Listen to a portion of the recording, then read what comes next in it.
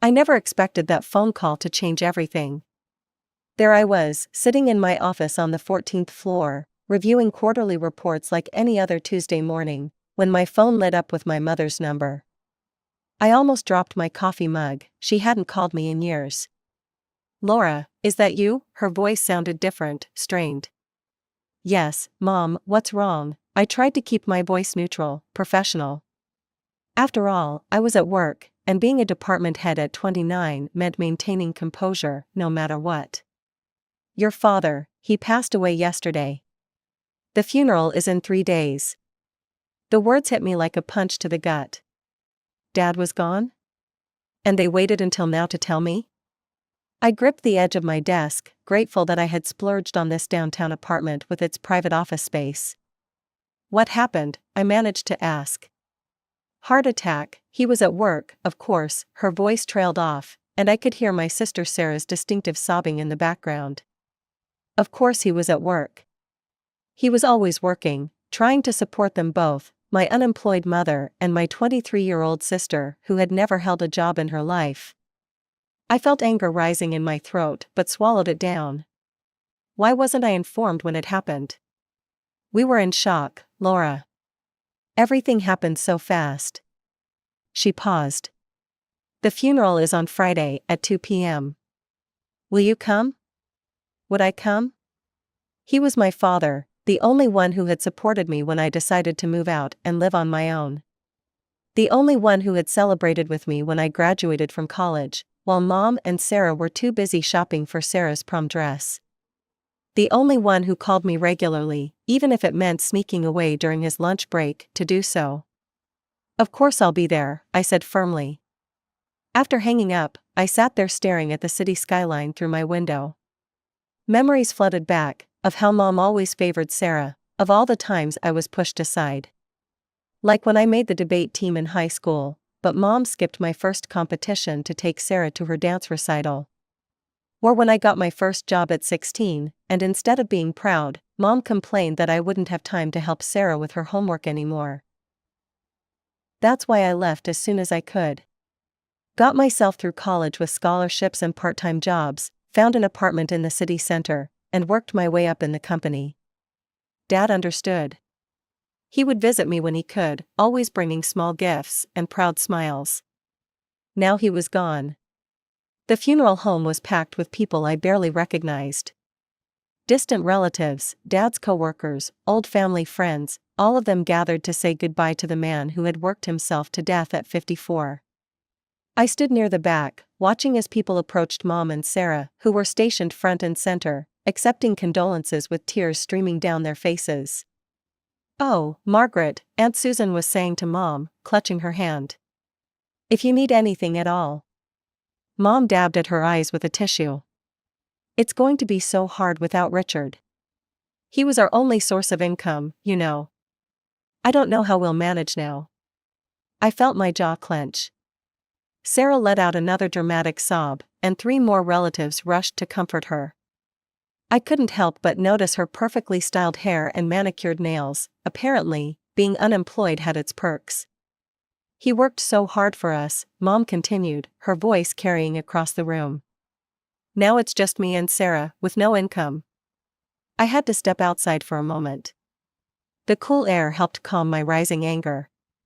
Dad had called me just 2 weeks ago, sounding more tired than usual. "Just finished my second shift," he'd said. "Got to keep the girls comfortable, you know." I should have said something then. Back inside, I endured 2 more hours of Mom's performance about their financial struggles.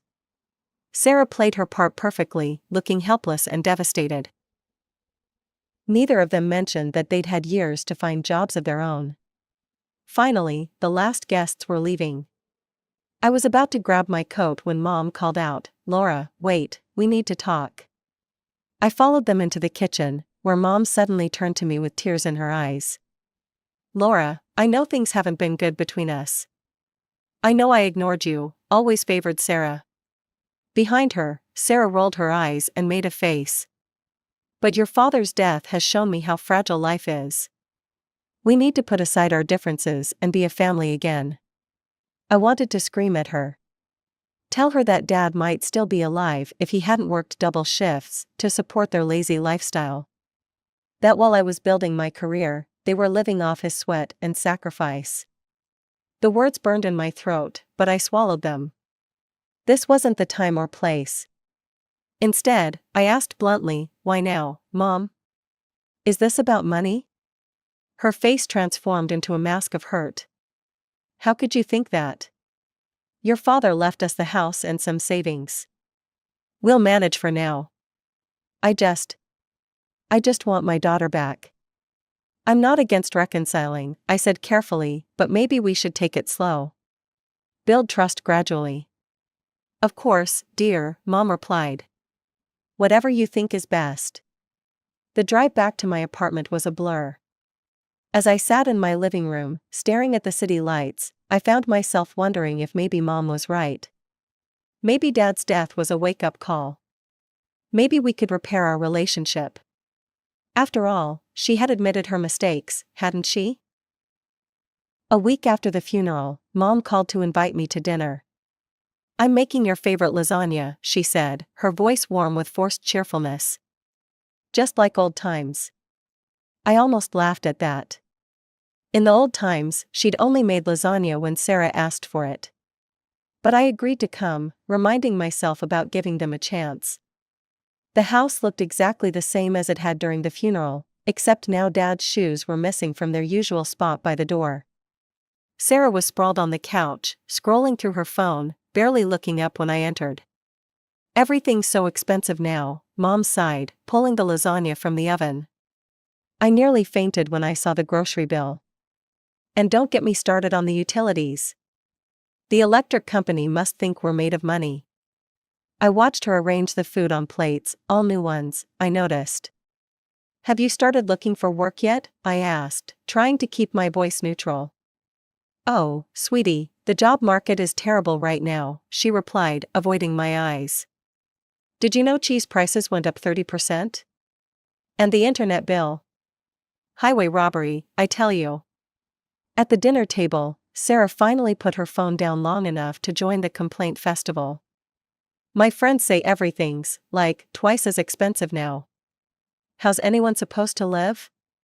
I took a sip of water, choosing my words carefully. "You know, when you're working and getting a regular paycheck, these price increases aren't quite so noticeable." The hint hung in the air like smoke, but Mom and Sarah acted like they hadn't heard it. "We'll find something eventually," Mom continued, refilling her wine glass. "But for now, we'll just have to tighten our belts a bit." "That sounds like an excellent idea," I said, unable to keep the edge out of my voice. "Belt tightening is very character building." The temperature in the room seemed to drop 10 degrees.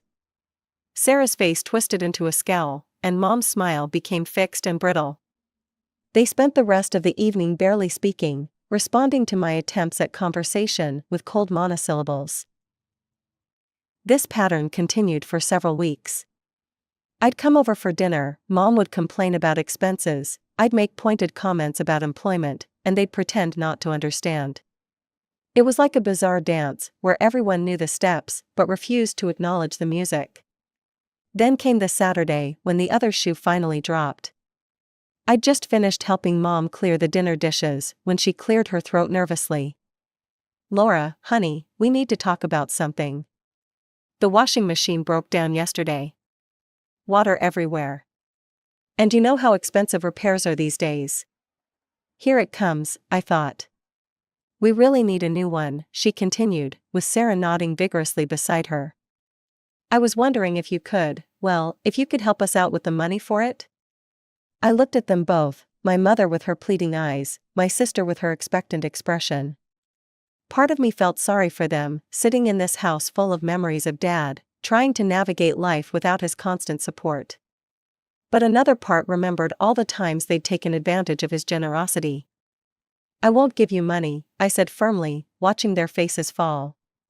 "But I'll buy you a washing machine myself." Mom's lips pressed into a thin line, but she had no choice. "Fine," she said, her voice tight with disappointment. "If that's how you want to do it." I could tell this wasn't the answer they'd hoped for. But I wasn't about to hand over cash that would probably never go toward a washing machine at all. The washing machine I chose was a solid Whirlpool model, not top of the line, but reliable and energy efficient. I scheduled the delivery and installation for a Tuesday morning, taking a half day off work to supervise the process. Mom circled the newly installed machine like a real estate agent evaluating a questionable property. "It's nice," she said, in a tone that suggested it was anything but. Though I saw this gorgeous Samsung model at the appliance store. It had all these special features. Well, I cut in, shouldering my purse, "When you're ready to buy your own washing machine, you can get the fanciest model they make." Mom's frown suddenly transformed into a laugh. "Oh, I'm just teasing, honey. This is perfect, really." I nodded, not believing her for a second. Over the next few months, it seemed like everything in the house decided to break down at once. First, it was the refrigerator. The repair guy took one look and declared it beyond saving. I spent a Sunday afternoon appliance shopping with Mom, who miraculously kept her opinions about price tags to herself this time. Then the dishwasher gave out, flooding the kitchen floor. Sarah called me in a panic, as if she'd never heard of washing dishes by hand. "We can't live like this," she wailed over the phone. So I added a dishwasher to my growing list of purchases. The coffee maker was next. "Your father always said a house needs good coffee," Mom reminded me, her voice trembling slightly. I couldn't argue with Dad's memory, so I bought them a nice Cuisinart model. Each time, I made the purchases myself or paid the repair people directly. Mom would hint about how it would be easier if I just gave her the money, but I stood firm. I'd seen too many of Dad's home repair funds go toward Sarah's shopping sprees over the years. The living room furniture was the biggest expense. Mom mentioned one evening how the old sofa reminded her too much of Dad, how he used to fall asleep there watching TV after his long shifts. The cabinets were too painful to look at because they held his old magazines and books. So I replaced them all. New sofa, new cabinets, new memories. My credit card took the hit, but at least I knew exactly where the money was going. With each purchase, I told myself I was helping them adjust to life without Dad, making their home more comfortable. But sometimes, late at night, I wondered if I was just enabling their dependency, the same way Dad had done for so many years. "I got an interview," Sarah announced during another dinner, practically bouncing in her chair. "It's for an administrative position at Thompson & Brooks." I nearly choked on my meatloaf. After months of vague promises about job hunting, this was the first concrete news. Mom beamed with pride, as if Sarah had already been made CEO. "That's great," I said cautiously. "When is it?" "Next week," Sarah replied, pushing her peas around the plate. "But there's kind of a problem. I need something professional to wear. You know how important first impressions are, right? HR people totally judge you on that stuff." "We could go shopping together," I offered. "I know some great places for office wear." Sarah's face scrunched up like I'd suggested we go dumpster diving. "Laura, I'm 23, I think I can shop for myself. I found the perfect suit already. I just need the money to buy it. Like, $500 should cover it." They tag-teamed me for the next hour. Sarah talked about how this job could be her big break. Mom reminisced about how she'd helped me buy my first interview outfit she hadn't. Eventually, exhausted and hoping to encourage Sarah's apparent job hunting efforts, I broke my own rule. "Fine," I said, pulling out my phone, "I'm transferring $500. But I want to see this suit when you get it." Sarah hugged me, all smiles. "You're the best big sister ever." A week later, I was scrolling through Instagram when I saw it. Sarah, definitely not in an office suit, posing at what looked like a club.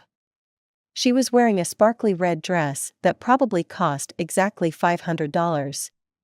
My blood began to boil.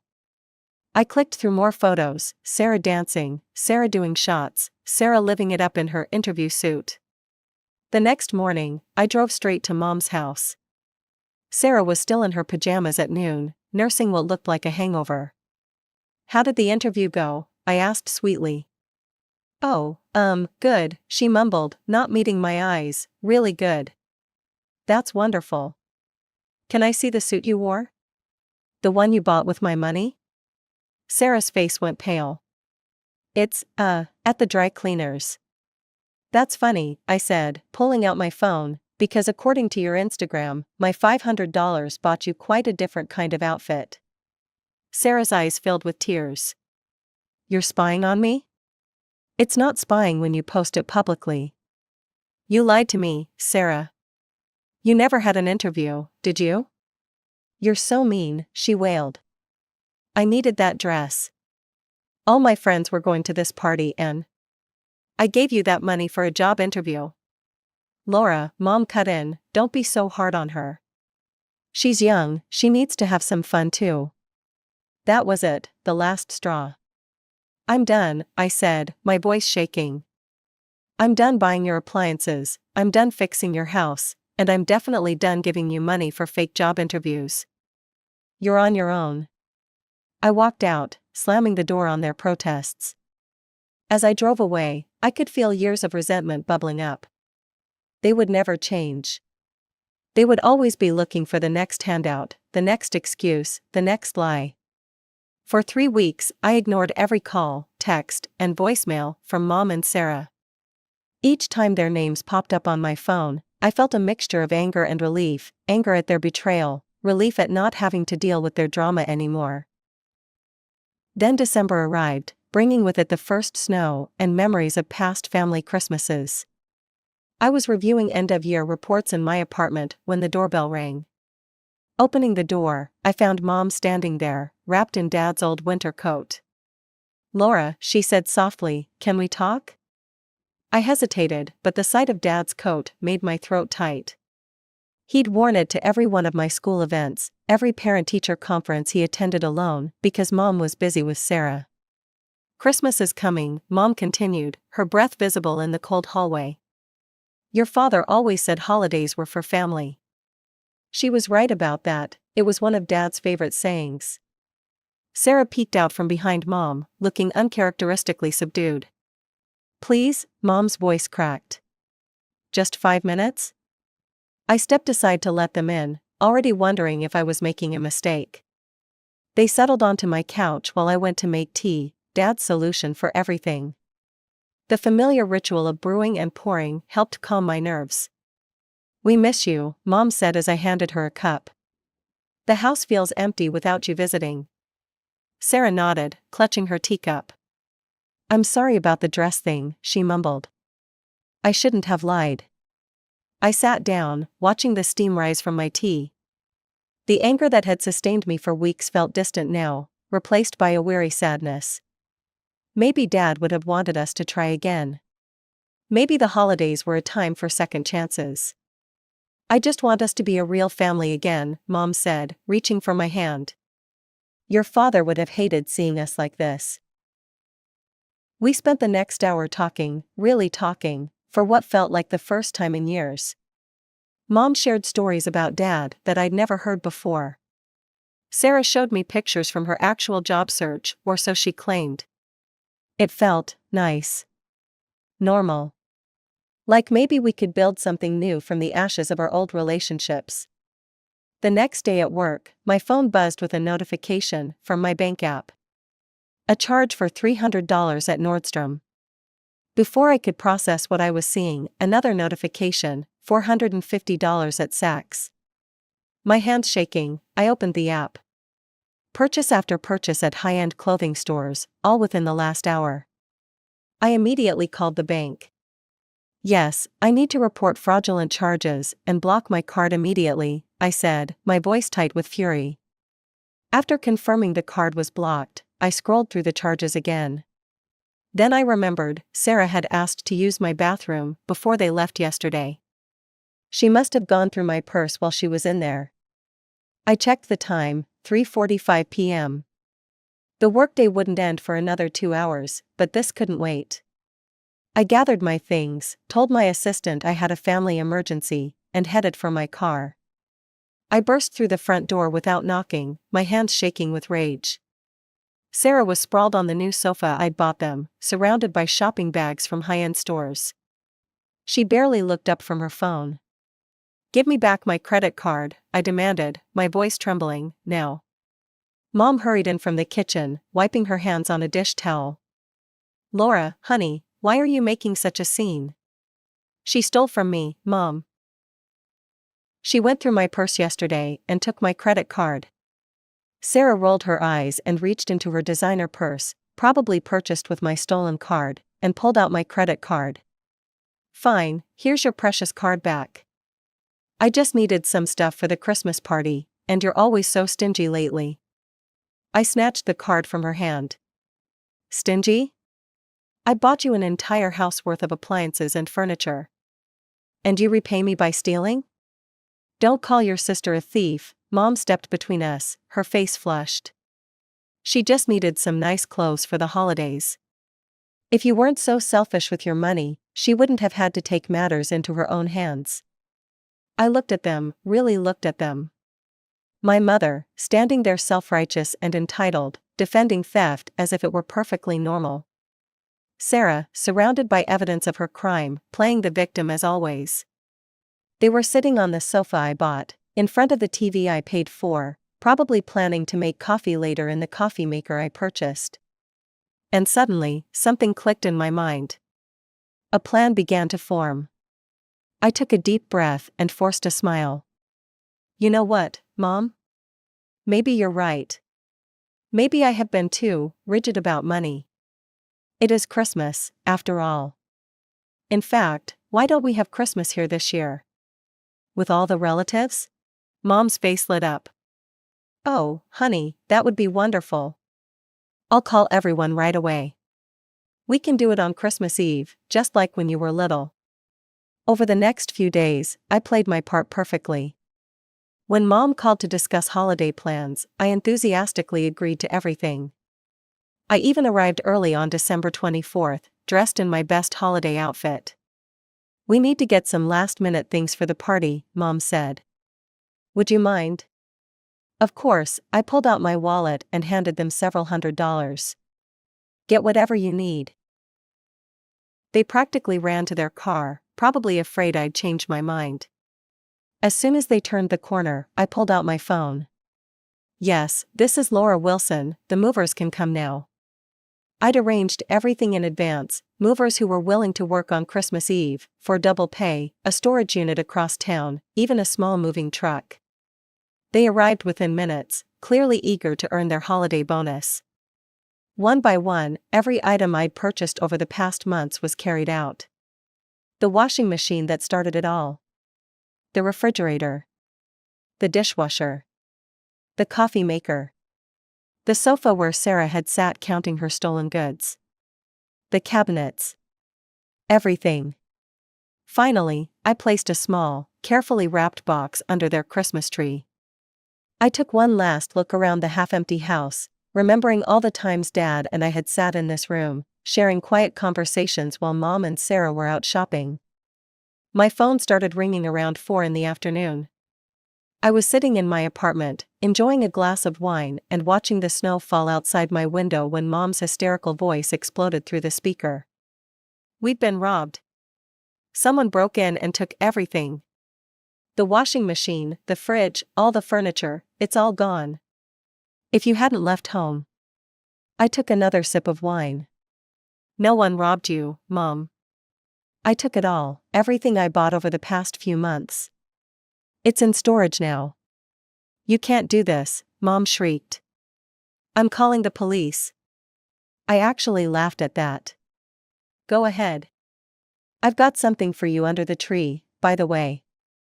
You should open it." I could hear her stomping across the room, the rustle of paper as she tore open the gift. It's just a bunch of receipts." "What kind of stupid gift is this?" "Those aren't just any receipts, Mom. They're proof that I purchased every single item I removed today. Every appliance, every piece of furniture, all paid for by me. The police will be very interested in seeing those, I'm sure. Oh, and while you're at it, you might want to explain Sarah's little credit card shopping spree." You vindictive little, Mom's voice cracked with rage. How dare you do this to us on Christmas Eve? What are we supposed to tell everyone? I don't know, maybe the truth? That you and Sarah have been living off Dad's money and my generosity while refusing to work. That Sarah stole my credit card? That you defended her theft? I hung up and blocked her number. The next morning, Christmas Day, my phone rang again. This time it was my cousin Rachel. Oh my God, Laura, she was laughing so hard she could barely speak. You will not believe what happened last night. Tell me everything. So Aunt Margaret started telling everyone this dramatic story about how ungrateful you were, how you'd stolen all their furniture on Christmas Eve. But then Uncle Bob asked why they hadn't bought their own furniture with all the money they'd saved from not working all these years. And Aunt Susan mentioned how Uncle Richard, your dad, had told her he was working double shifts to support them. I could picture the scene perfectly. Over the next few weeks, the messages poured in, first angry, then pleading, then desperate. Mom claimed they couldn't afford groceries. Sarah swore she'd learned her lesson. They needed to reconcile, they'd changed, they missed me, they loved me. I blocked every new number they used to contact me. Changed my email address. Removed them from all my social media. Sometimes I wonder how they're doing, if they finally found jobs, if they sold the house, if they learned anything from all this. But those thoughts don't keep me up at night anymore.